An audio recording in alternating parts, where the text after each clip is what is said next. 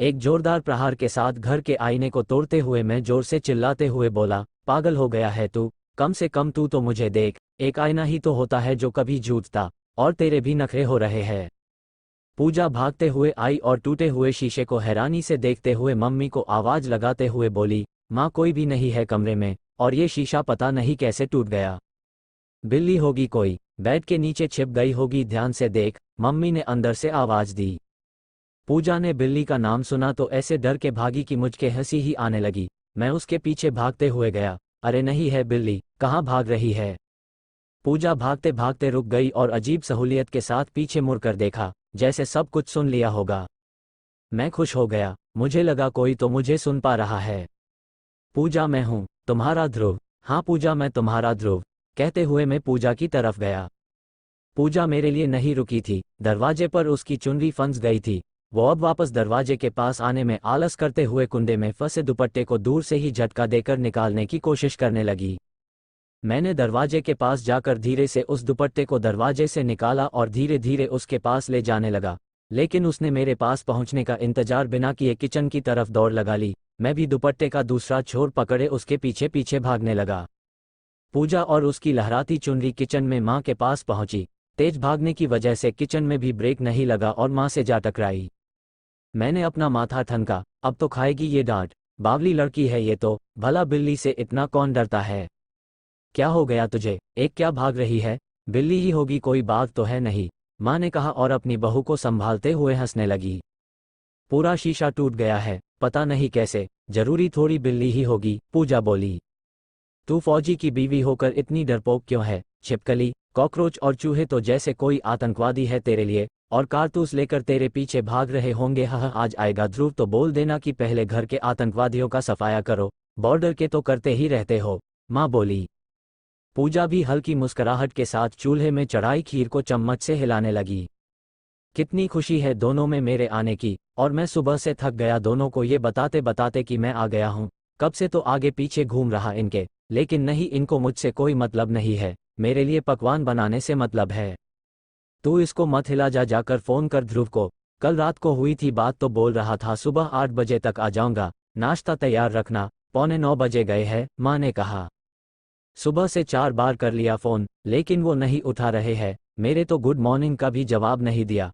आने दो उनको आज, मैं तो बात भी नहीं करूंगी, पूजा ने कहा। सोया होगा गाड़ी में, जाम लगा होगा, जानबूझकर थोड़ी इग्नोर करेगा। तू एक बार और कर फोन, जा मेरे फोन से कर ले, माँ ने कहा। पूजा ने फ्रिज के ऊपर से माँ का फोन उठाया और मेरा नंबर डायल करते हुए मिलाने लगी। मैं मुस्कुराते हुए सोचने लगा कि पूजा को मेरा नंबर याद रहता है, वो अपने फ़ोन से भी मुझे नंबर डायल करके फ़ोन करती है, जबकि नंबर सेव रहता है और कॉल हिस्ट्री में भी पहले या दूसरे नंबर पर रहता है, फिर भी आदत से मजबूर।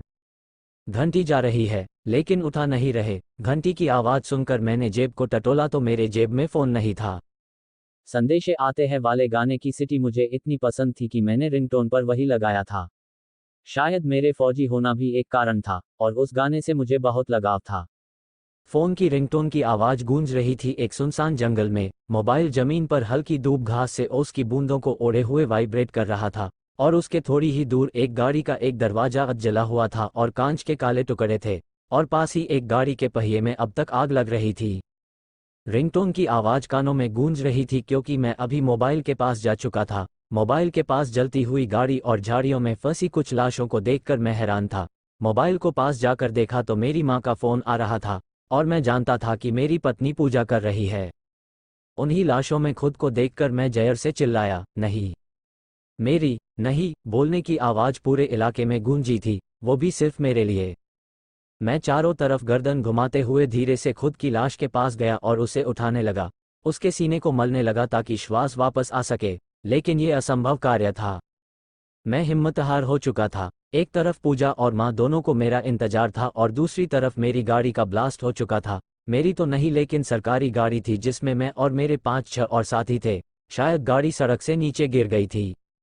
मैं रात के उस वक्त को याद करने लगा जब हम एक साथ बॉर्डर के पास लगे कैंप से अपनी छुट्टी अप्रूव करके लौट रहे थे। सारे भाई लोग भी उतने ही खुश थे जितने हम 7 लोग जिन्हें छुट्टी मिली थी।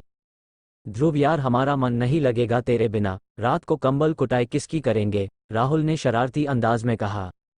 राहुल मेरा सबसे बेस्ट फ्रेंड था और परेशान भी सबसे ज़्यादा मुझे करता था। जब वो परेशान करता था तब मुझे ऐसा लगता था जैसे वो दोस्ती के नाम पर बस मजाक उड़ाता है मेरा। मैं बहुत बार उससे हमेशा के लिए झगड़कर दोस्ती से छुट्टी लेने की सोच लेता था। तंग आकर उसकी बात बात पर छेड़ना और बाकी लोगों के साथ मेरी खिल्ली उड़ाना मुझे पसंद नहीं था।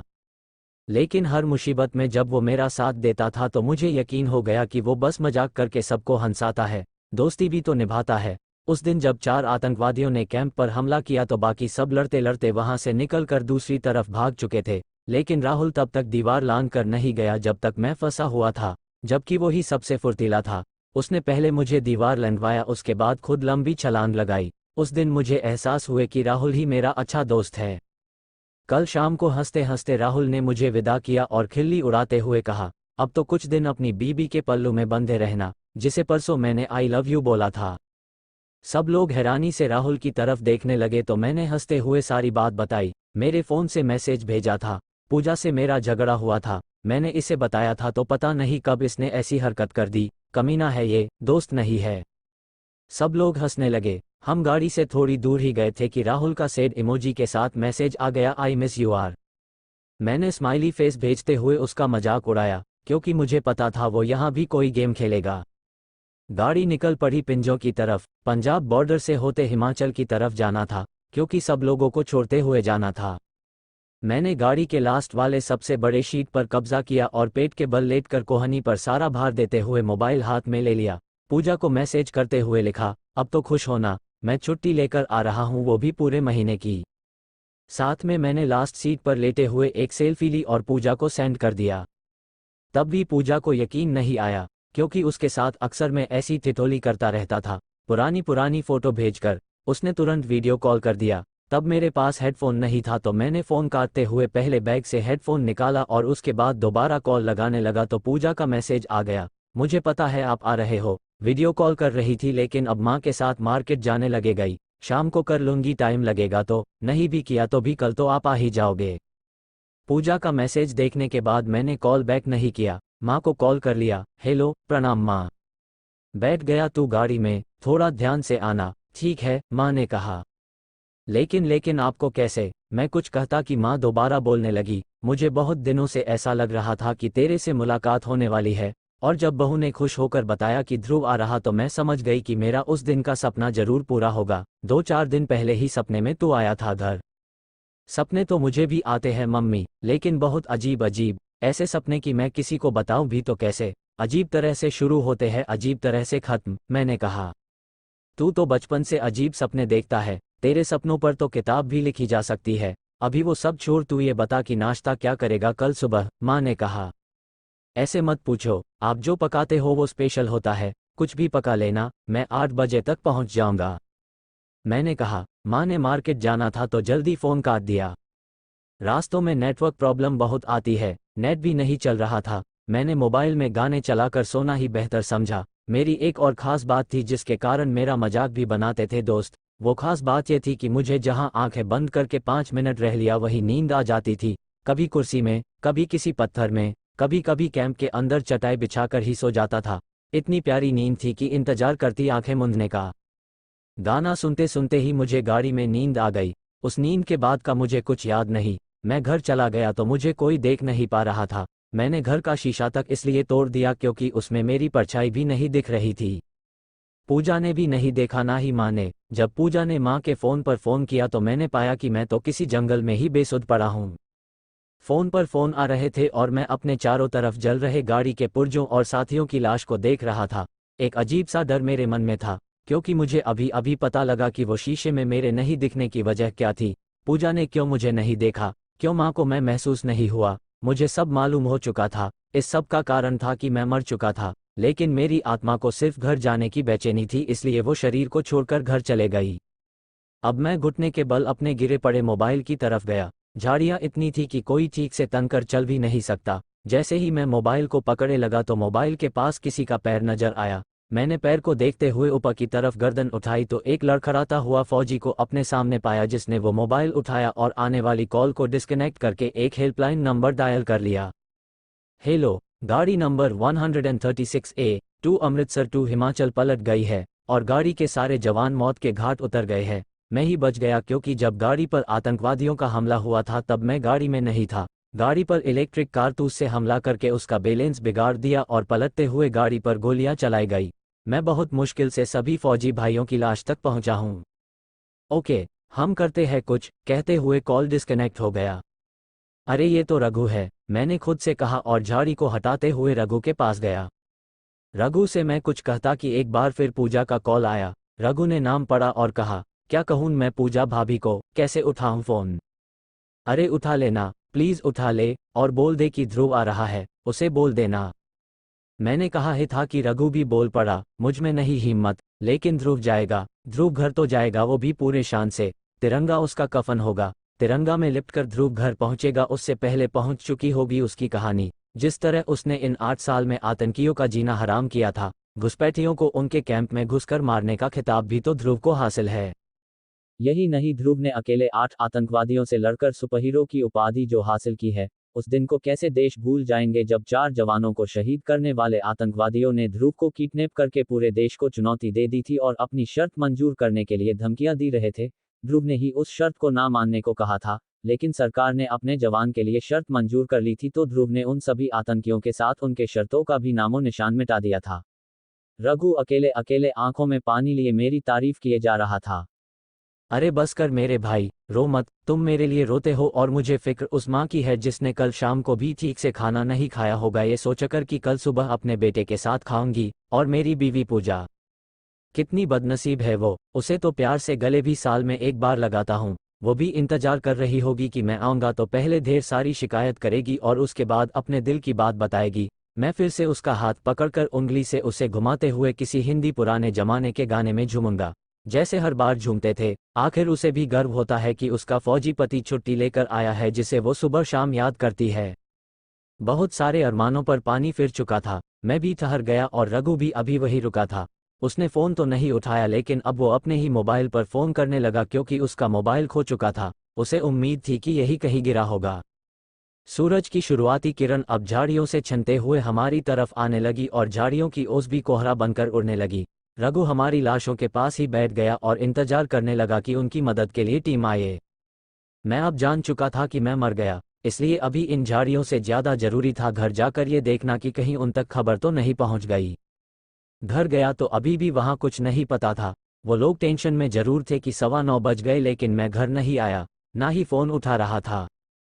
तेरे पास उसके दोस्तों का नंबर होगा, किसी को फोन करके पूछ, माँ ने पूजा से कहा। एक ही का नंबर है, राहुल का, लेकिन वो साथ नहीं आया। मैंने किया था उसको फोन, पूजा ने कहा। एक बार और करके पूछ लें, वो ध्रुव के अलावा किसी और को फोन करके पूछ लेगा, माँ बोली। माँ की जिद को देखते हुए पूजा ने फिर से राहुल को फोन किया। इस बीच राहुल की रघु से बात हो चुकी थी मेरे फोन से, इसलिए राहुल सब जानता था। एक झिझक के साथ राहुल ने फोन उठाया। हेलो भैया, आपकी हुई बात उनसे? पूजा ने कहा। राहुल के पास कहने को कोई शब्द नहीं थे। उसने कांपती रोती सी आवाज में कहा, भाभी आप टीवी खोल लो। कहते ही राहुल ने फोन काट दिया। टीवी खोल लो सुनते ही पूजा सुनना पड़ गई। एक तरफ राहुल की दर्द भरी आवाज और ऊपर से उसने कुछ बताया भी नहीं। पूजा की हिम्मत ही नहीं हुई टीवी खोलने की, फिर भी वो आगे गई और टीवी खोलते हुए सोफे में बैठ गई। पूजा को शांत देखकर माँ की चीख निकल आई। सुबह सुबह शीशे के टूटना पहले ही अपशगुन हुआ था, ऊपर से उसकी दाई आंख सुबह से फड़क रची थी जिसे वो सिर्फ इसलिए इग्नोर कर रही थी क्योंकि हमेशा अच्छा और पॉजिटिव सोचना चाहिए। टीवी में समाचार इस प्रकार थे, फिल्ड डायमंड, सुपर हीरो ध्रुव और उसके साथी हुए आतंकवादियों के धोखे का शिकार। फिल्ड डायमंड कुछ दिन पहले ध्रुव के दिखाए कारनामे से डरे हुए आतंकवादियों ने रात के अंधेरे का फायदा उठाकर किया पलटवार। फिल्ड डायमंड देश को फिर से हुआ 6 जवानों को खोने का नुकसान, फिर से भारत माता के 6 पुत्र अब हमेशा के लिए सो गए हैं अपनी मां के गोद में। फिल्ड डायमंड 6 शहीद जवानों को पूरा देश देगा भावभीनी श्रद्धांजलि। फिल्ड डायमंड शहीद जवान ध्रुव की जगह उनकी मां निर्जला देवी को किया जाएगा सम्मानित। समाचार देखते देखते पूजा बेहोश हो गई और मां भी आंखों से आंसू बहाते हुए टीवी पर नजर गड़ाए ना कुछ देख रही थी ना कुछ सुन रही थी, क्योंकि जो उसने सुना था उसके अलावा उसके सुनने लायक कोई बात नहीं थी दुनिया में। समाचार के शौकीन पड़ोसी लोग भी खबर सुनकर हमारे घर आने लगे थे। पिप पिप टिटी एक गाड़ी हॉर्न दे देकर लगातार चल रही थी और एक मोबाइल जो बार बार रिंग हो रहा था। बस की सीट के नीचे की तरफ लटका हेडफोन और बैग के ऊपर रखा हुआ सिर, सब बस के स्लो मोशन चलने से उत्पन्न कंपन से कांप रहे थे। और पसीने से भरा हुआ ध्रुव आंखों से आंसू बहा रहा था। फिर अचानक एक तेज ब्रेक से ध्रुव शीट से नीचे फिसल गया। बेइज्जती के डर से एकदम उठा और देखने लगा कि किसी ने उसे गिरते हुए देखा तो नहीं, वरना फिर से खिल्ली उड़ाने लगेंगे। शुक्र है सब मजे से सो रहे थे, बस ड्राइवर जागा हुआ था। खिड़की से बाहर झांकते हुए उबासी लेकर ध्रुव झट से बैठ गया। हे प्रभु, ये सुपरहीरो बनने के सपने क्यों इतने तंग करते हैं मुझे। अपने फौजी साथी तो मुझे पेल के रखते हैं, फिर इतने सारे आतंकवादियों को उनके कैंप में जाकर कैसे मारा मैंने, और मैं खुद भी तो मरा। बेका, आज वाला सपना तो बिल्कुल ही बेकार था। कहते हुए ध्रुव ने हेडफोन कान में डालते हुए पूजा को फोन किया। हेलो, उठ गई या सोई हो अभी? नींद ही किसे आई, पता नहीं, जब आपने आना होता है तो नींद कहाँ गायब हो जाती है, पूजा ने कहा। अरे लेकिन अभी तो सुबह के 5 बज रहे हैं, पूरे 3 घंटे हैं मेरे आने में, और बस की रफ्तार जैसी है उस हिसाब से तो 4 भी लग सकते हैं, ध्रुव ने कहा। आपके लिए नाश्ता भी तो पकाना है, मम्मी तो सुबह से ही किचन में खटबट करने लगी है, शायद कुछ स्पेशल बनाएंगे आज, पूजा ने कहा। चलो आराम से बनाओ, मैं भी आराम से आ रहा। और हाँ, घर आकर तुम्हें आज वाला सपना बताऊंगा। आज तो सपना मेरा इतना खतरनाक था कि जब उठा तो पूरी आंखें भीग गई थी, ध्रुव ने कहा। ऐसा भी क्या देख लिया, चलो घर आकर बताना, मैं भी कुछ काम कर लेती हूँ, पूजा ने कहा। ओके बाय, ध्रुव ने कहा और फोन काट के आंखें बंद कर ली। बाकी सारे साथी सोए हुए थे, अब ध्रुव को नींद नहीं आ रही थी, वो उस अजीब सपने के बारे में सोच रहा था। माँ सही कहती है, मेरे सपनों पर बुक लिखी जा सकती है, एक बार फौजी से रिटायर्ड हो जाऊं, फिर लिखूंगा अपने सारे सपनों को, कहते हुए ध्रुव सोने की कोशिश करने लगा। बस के झटके और सफर, साथ में फिर एक नया सपना। ध्रुव की लाइफ तो नींद और सपनों में ही उलझ गई थी। अभी तक के सपने में वो एक सुपरहीरो था, अगर नींद में देखेगा तो वो हमेशा सुपरहीरो सपने में ही रहेगा। असल जिंदगी में सुपरहीरो बनने के लिए खुली आंखों से सपने देखने पड़ते हैं और मेहनत करनी पड़ती है। खैर, ध्रुव को मेहनत करना पसंद था, लेकिन सिर्फ सपनों में, इसलिए तो वो बिना मेहनत के जहां आंखें बंद करता वही सो जाता था। Like, subscribe and comment share.